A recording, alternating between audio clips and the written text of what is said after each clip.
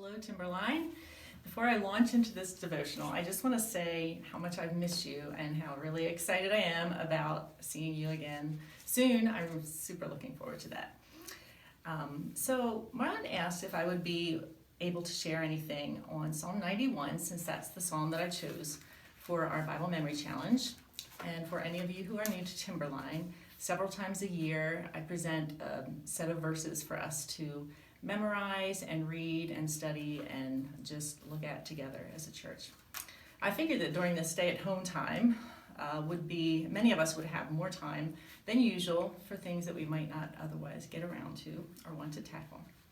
So to be honest, I chose Psalm 91 for its comfort.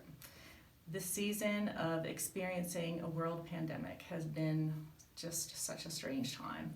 At the very least, it's been disruptive, and for many, it's been just downright terrifying. And I have to admit that I didn't really think that this could ever happen or would ever happen, that the whole country would literally shut down for weeks and a couple of months. So if there's anything that this time has taught me, it is that there are not really very many sure things in life, and there are certainly no sure things in this world. Just a little sidebar, I came across a quote a couple of weeks ago, and I have it on my refrigerator now so that I see it often. And it is simply, why would you ask this broken world to be your Savior when Jesus has come as your Savior to supply in His grace everything that you need? There are no sure things in this world, and truly the only thing that stands the test of time and eternity is our living God and His Word. So yes, I chose Psalm 91 for its comfort, for words like shelter and rest and refuge and fortress and cover you and shield. These have been like a soothing balm to my soul, and I hope that they've been the same to yours. As I started to memorize these verses and work on them, I began to look up some of the words that we don't really use in our everyday vocabulary these days. What is a fowler's snare? What is a deadly pestilence? I mean, it sounds really nasty, just the sound of it, but what exactly does it mean? What is a rampart? What is the plague that destroys at midday? And as I started to study and look up these words, the message of this psalm just kept getting sweeter and dearer to me. A fowler's snare is a trap set by a bird hunter. It insinuates that it's something set to entrap or entangle the bird unawares, something that would catch your feet or that you would walk into unknowingly. The word pestilence can be defined either specifically as a deadly or virulent epidemic disease. Does that sound familiar?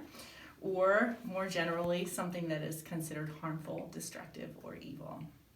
A rampart is basically a wall of earth used for fortification, as in for a defense, or another old word that would be the same would be bulwark.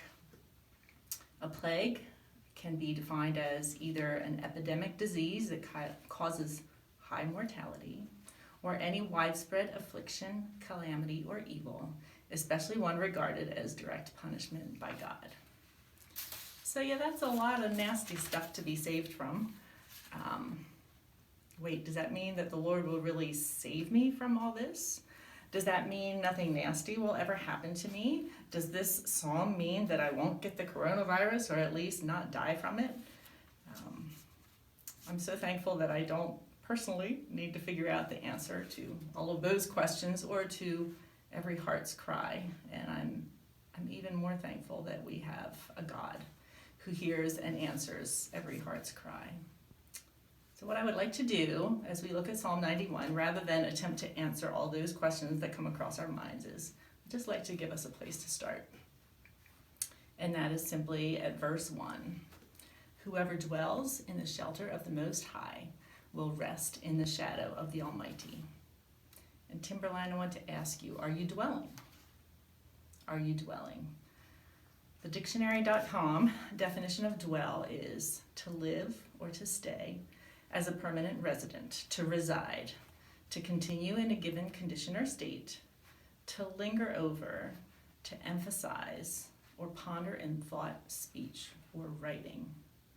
Are you staying as a permanent resident in the shelter of the Most High?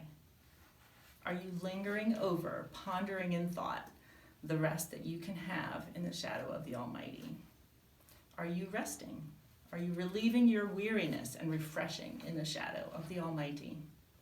Or is your mind getting most of its input from the evening news or Facebook posts?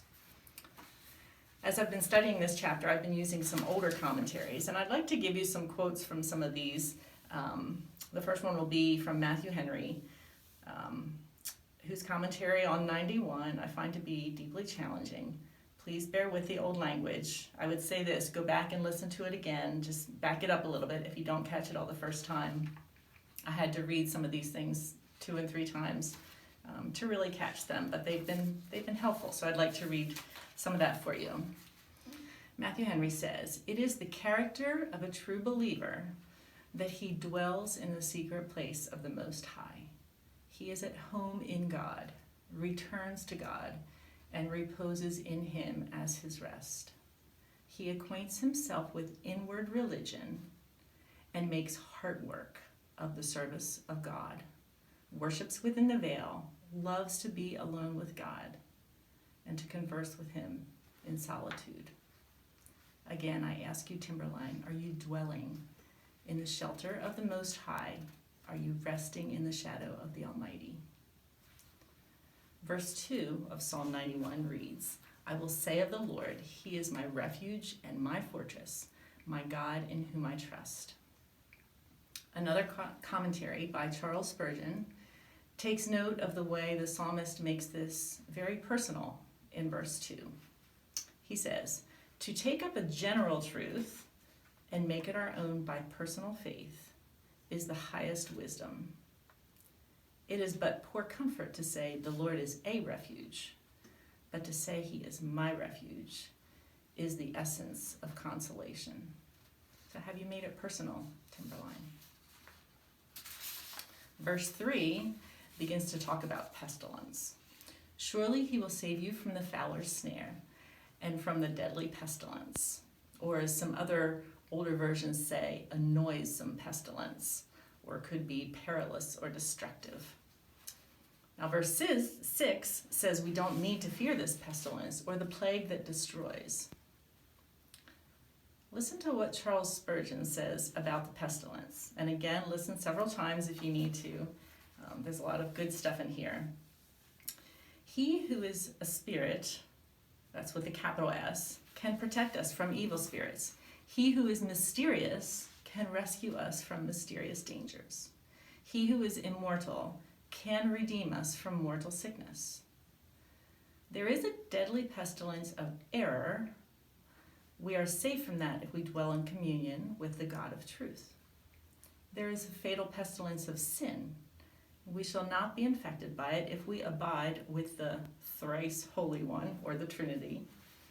There is also a pestilence of disease, and even from that calamity our faith shall win immunity, if it be the higher order which abides in God, walks on in calm serenity, and ventures all things for duty's sake. Faith, by cheering the heart, keeps it free from the fear which, in times of pestilence, kills more than the plague itself." Isn't that true, folks? That the fear and the anxiety sometimes, many times, are worse than the plague itself. "It will not in all cases," this is the faith, "it will not in all cases ward off disease and death, but where the man is such as the first verse describes, which is resting, dwelling, it will assuredly render him immortal where others die." If all the saints are not so sheltered, it is because they have not all such a close abiding with God, and consequently not such confidence in the promise. It is not of all believers that the psalmist sings, but only of those who dwell in the secret place of the Most High. Too many among us are weak in faith, and in fact place more reliance in the vial, or the medicine, than in the Lord and the giver of life, And if we die of pestilence as others die, it is because we acted like others and did not in patience possess our souls. The great mercy is that in such a case our deaths are blessed, and it is well with us, for we are forever with the Lord.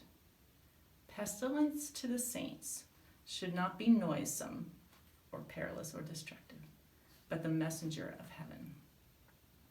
I know that was a mouthful, but go back over it and listen again. There's a lot of good stuff in there. I'm not going to go verse by verse through the whole chapter. I'd rather have you do some of that digging yourselves.